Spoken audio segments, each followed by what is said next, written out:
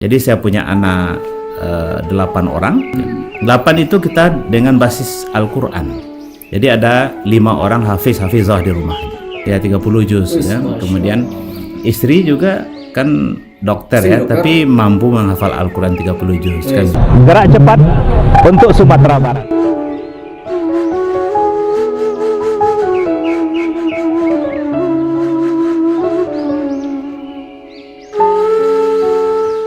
Tapi ada satu lagi, ya, ini apakah orang pendidikan memahami atau tidak, gitu ya. Tapi saya memasukkan ini minimal untuk anak-anak saya, gitu ya.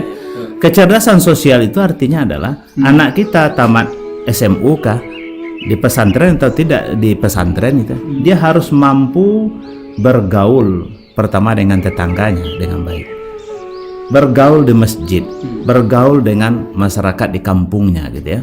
Apapun ya yang menjadi bahagian dari kehidupan masyarakat di kampung itu, dia merasa tidak asing gitu, atau merasa tidak canggung gitu ya. Nah, jadi dia memiliki pergaulan yang baik, ya kan, komunikasi yang baik gitu ya. Kalau tinggal di kampung misalnya gitu ya, kababaya baim bawan, kababurua bahan bawan. Kalau orang gotong royong ya dia ikut bergotong royong dan sebagainya. Jadi mampu ya, hendaknya dia bersosialisasi ya dengan masyarakat, dengan berbagai macam tipikal mungkin, bermacam karakter mungkin gitu ya. Itu penting. Social question. Bagi itu saya sebagai keluarga dakwah gitu ya, artinya apalagi kader PKS gitu ya. Saya memang menjadikan keluarga saya, istri saya, anak-anak saya itu dengan basis Al-Quran. Jadi saya punya anak 8 orang. Anak ideologis atau anak biologis? Ini anak biologis gitu ya. Tapi yang 8 itu ya memang yang anak biologis kandung itu 7. Ya satu lagi anak yatim piatu. Ya kebetulan itu kampungnya Pak Azirman itu dari Periaman kan. Nah itu yang saya samakan dengan anak saya yang 7 orang itu ya. Nah jadi ada 8 anak saya. 8 itu kita dengan basis Al-Quran. Jadi ada 5 orang hafizah di rumah.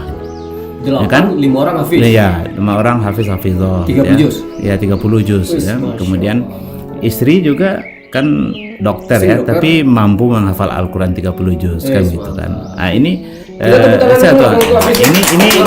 memang bahagian dari dasar seperti tadi, mewujudkan masyarakat yang beriman itu basisnya memang Al-Quran gitu ya.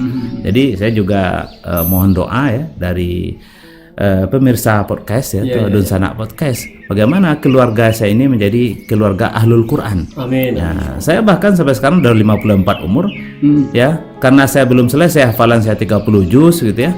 Saya masih tak menghafal hari ini. Nah, ini untuk mewujudkan masyarakat yang beriman itu basisnya Al-Quran. Ya. Kemudian dari anak tadi, saya ndak mesti mereka harus sekolah agama atau sekolah ulama kan gitu ya. Jadi anak saya ini ada yang sekolah ulama tamat Lipia gitu ya. Tamat dari salah ke Lipia dia. Jadi jadi ustadz gitu ya. Ya, ada juga yang tamat UIN kan gitu kan. Tapi ada juga yang yang elektro gitu ya. Ada yang kuliah bisnis tapi dia seorang hafiz Al-Quran gitu ya. Jadi saya memang mengarahkan anak-anak dalam pendidikan memiliki 4 kecerdasan, tapi basisnya itu jelas Al-Quran tadi. Wah, ini luar biasa nih, Ustadz Budiman yang kita kenal tidak hanya seorang ustadz, anggota dewan, politisi, tokoh masyarakat, tapi dia juga memiliki basic pendidikan yang kuat di rumah, sehingga dari 8 anak 5 sudah hafiz Quran. Dan termasuk beliau sampai saat ini sudah masih konsisten ya, walaupun di usia 54 misalnya kan, masih konsisten untuk terus menghafal Quran. Masya Allah, luar biasa. Dan istri juga penghafal Quran. Baik, ini luar biasa. Jadi patut menjadi contoh untuk kita semua kalau ada nih lah. Artinya ada juga pikiran kalau kita bicara tentang anak nih kan kalau di kita nih anaknya tidak hanya anak biologis tapi anak ideologis juga kayak gitu kan. Tapi sebagian orang berpikir anak kawan-kawan ini banyak nakal ini. Ini misalnya kalau kita lihat di sekolah, saya tidak di sini tapi di provinsi seberang misalnya kan, guru-guru curhat sama kita. Kenapa bang? Anak kawan-kawan nakal-nakal gitu kan, padahal anak-anak ustadz gitu kan, padahal dididik dengan lingkungan Islami gitu. Nah, kira-kira kalau sekilas kita bicara tentang ini apa pandangan ustadz tentang itu? Yang sudah menerapkan dalam pendidikan anaknya. Saya Alhamdulillah tidak dikasih anak-anak yang nakal. Ya.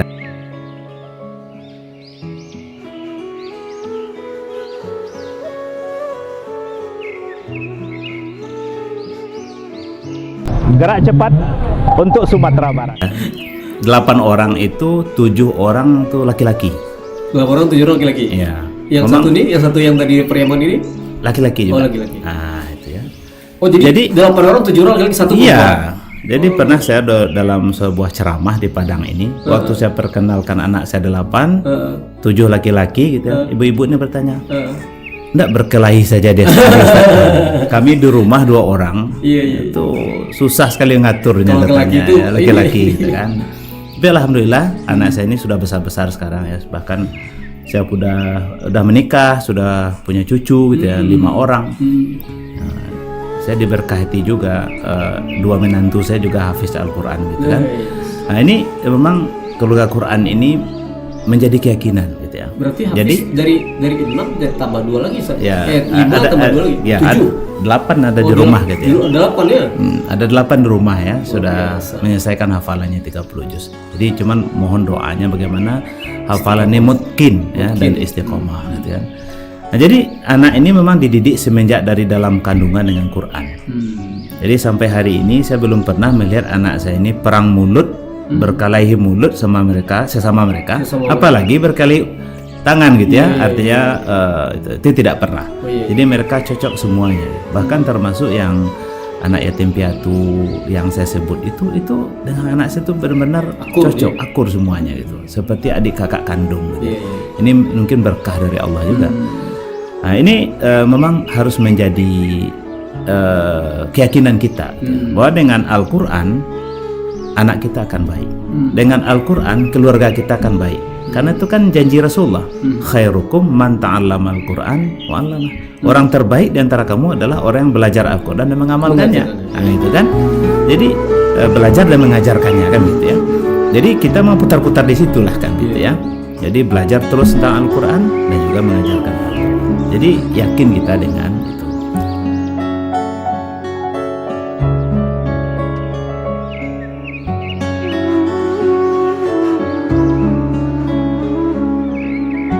Gerak cepat untuk Sumatera Barat.